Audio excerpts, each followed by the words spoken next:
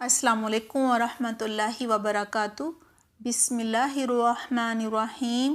رب اشرح لی صدری ویسر لی امری واحلل عقدۃ من لسانی یفقہوا قولی رب زدنی علما اللہم فقہنا فی الدین آمین۔ جی پیارے بچوں، کیا حال ہے آپ سب کا؟ امید کرتی ہوں آپ سب بالکل خیریت سے ہوں گے اور قرآن سے اللہ سبحانہ تعالیٰ کی پہچان کر رہے ہوں گے، اور مجھے یہ بھی امید ہے کہ اللہ سبحانہ تعالیٰ کی محبت آپ کے دلوں میں روز بروز بڑھتی چلی جا رہی ہوگی۔ اور بچوں، مجھے پتہ ہے آپ اللہ سبحانہ تعالیٰ کی بے شمار نعمتوں پر غور و فکر کر رہے ہوں گے۔ ان کے بارے میں جان کر آپ کے دل میں اللہ سبحانہ تعالیٰ کا بہت سارا شکر آ رہا ہوگا۔ جی آ رہا ہے نا؟ الحمدللہ۔ بچوں، آج ہم پارہ نمبر 12 سے اللہ سبحانہ تعالیٰ کی پہچان کریں گے۔ آئیے سورہ ہود کی آیت نمبر 7 کا ترجمہ دیکھتے ہیں۔ ترجمہ ہے، اور وہی اللہ ہی تو ہے جس نے آسمانوں اور زمین کو 6 دن میں بنایا۔ اس سے پہلے اللہ کا عرش پانی پر تھا۔ اللہ کا تمہیں پیدا کرنے کا مقصد یہ ہے کہ وہ تم کو آزما کر دیکھے کہ تم میں سے کون بہتر عمل کرتا ہے۔ اب اے محمد صلی اللہ علیہ وآلہ وسلم، اگر آپ کہیں گے کہ تم لوگ مرنے کے بعد دوبارہ زندہ کر کے اٹھائے جاؤ گے تو کافر کہیں گے یہ تو کھلا جادو ہے۔ جی پیارے بچوں، اس آیت میں بھی یہی بتایا جا رہا ہے کہ اللہ سبحانہ تعالیٰ نے آسمان اور زمین کو 6 دنوں میں بنایا۔ آسمان اور زمین کو بنانے سے پہلے یہاں پانی تھا، یعنی اللہ سبحانہ تعالیٰ کا عرش پانی پر تھا۔ اللہ سبحانہ تعالیٰ کی سلطنت، حکومت پانی پر تھی۔ بچوں، پانی بہت گرم تھا، بہت سارے بخارات بنے، گیسیں نکلیں، زمین ٹھوس ہونے لگی یعنی سخت ہونے لگی۔ پھر لمبے عرصے تک بارشیں ہوتی رہی، لاکھوں سال تک بارشیں ہوئیں۔ اب زمین سکڑنے لگی، چھوٹی ہونے لگی، کہیں سے اونچی اور کہیں سے نیچی ہو گئی۔ بارش ہی کی وجہ سے سمندر اور دریا بن گئے۔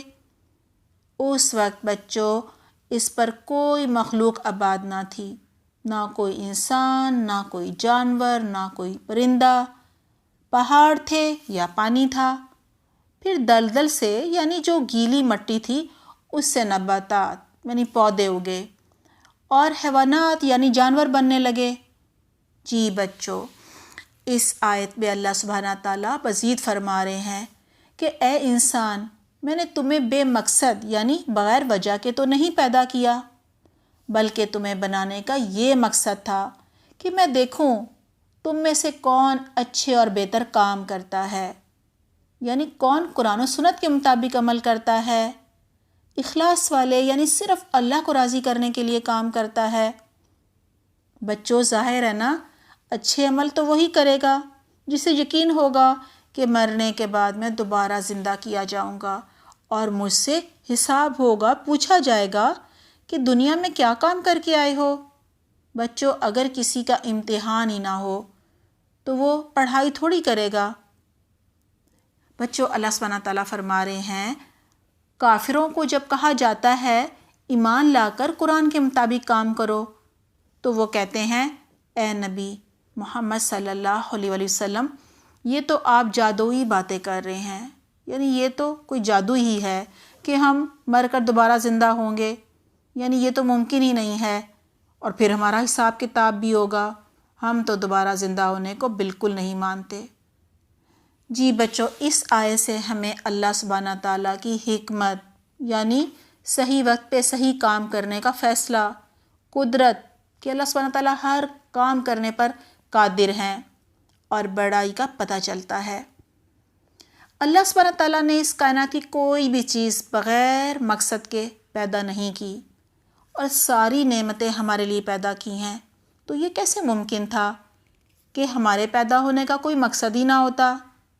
جی بچوں، ہماری زندگی کا مقصد ہے قیامت کے دن ہم دوبارہ زندہ کیے جائیں گے اور ہم سے حساب کتاب ہوگا۔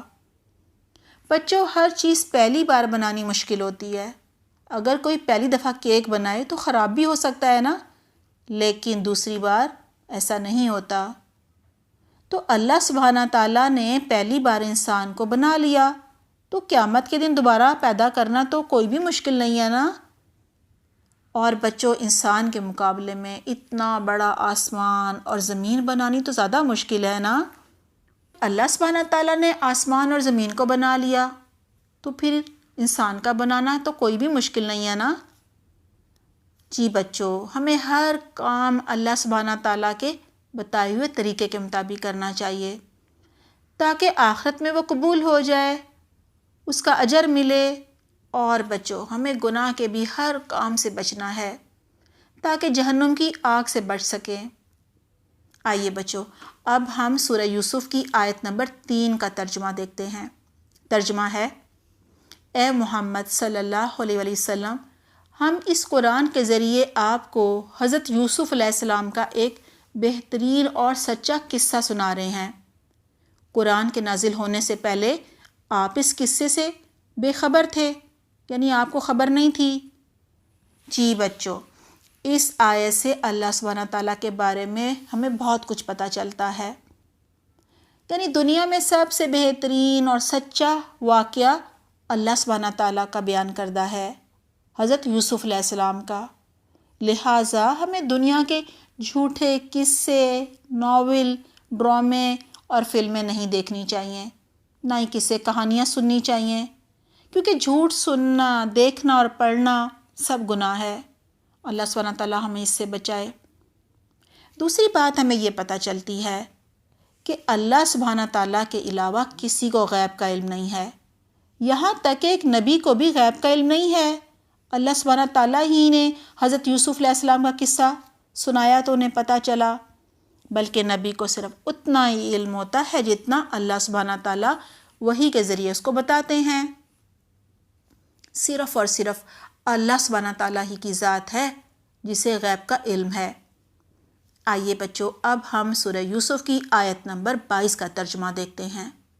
ترجمہ یہ ہے: اور یوسف علیہ السلام جب اپنی پوری جوانی کو پہنچے تو ہم نے ان کو قوت فیصلہ، دانائی، عقل مندی، نبوت اور علم دیا، اور ہم احسان کرنے والوں کو ایسا ہی بدلہ دیتے ہیں۔ جی پیارے بچوں، اس آیت سے ہمیں اللہ سبحانہ تعالیٰ کے بارے میں یہ باتیں پتہ چلتی ہیں کہ اللہ سبحانہ تعالیٰ نے یوسف علیہ السلام کو جوانی میں نبوت، حکمت اور علم دیا۔ اس کا مطلب ہے کہ انسان کو ہر چیز اپنے مقرر وقت پر ملتی ہے، نہ اس وقت سے پہلے کچھ ملتا ہے اور نہ ہی بعد میں۔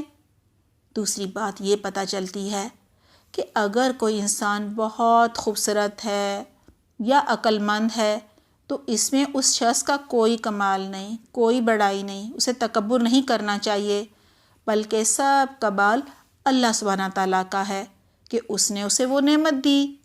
اور بچوں، اس آیت سے ہمیں تیسری بات یہ پتہ چلتی ہے کہ اللہ سبحانہ تعالیٰ احسان کرنے والوں کا اجر کبھی ضائع نہیں کرتے، بلکہ اسے بہترین بدلہ دیتے ہیں، دنیا میں بھی اور آخرت میں بھی۔ پیارے بچوں، احسان کرنے والے کو محسن کہتے ہیں۔ محسن وہ ہوتا ہے جو برائی کرنے والے کے ساتھ بھی اچھائی کرے، یعنی کوئی ہمیں پریشان کرے، تنگ کرے تو محسن اس کے ساتھ بھی بھلائی کا سلوک کرے، اچھا سلوک کرے اور حق سے بڑھ کر دے۔ بچوں، اللہ سبحانہ تعالیٰ کے ساتھ احسان یہ ہے کہ ہم نماز اس طرح پڑھیں جیسے ہم اللہ سبحانہ تعالیٰ کو دیکھ رہے ہیں۔ اللہ سبحانہ تعالیٰ کو کیسے سوچنا چاہیے؟ جیسے کوئی روشنی ہے، نور ہے۔ اور اگر یہ ہم نہ کر سکیں تو ہمیں پھر نماز ایسی پڑھنی چاہیے جیسے اللہ سبحانہ تعالیٰ ہمیں دیکھ رہا ہے۔ پیارے بچوں، دعا ہے اللہ سبحانہ تعالیٰ ہمیں محسن بننے کی توفیق عطا فرمائے اور ہم سے راضی ہو جائے، آمین۔ الحمدللہ، پارہ نمبر 12 مکمل ہوا۔ اپنا اور اپنے گھر والوں کا بہت خیال رکھیے گا۔ سبحانک اللہم و بحمدک، نشہد ان لا الہ الا انت، نستغفرک و نتوب الیک۔ والسلام علیکم ورحمۃ اللہ وبرکاتہ۔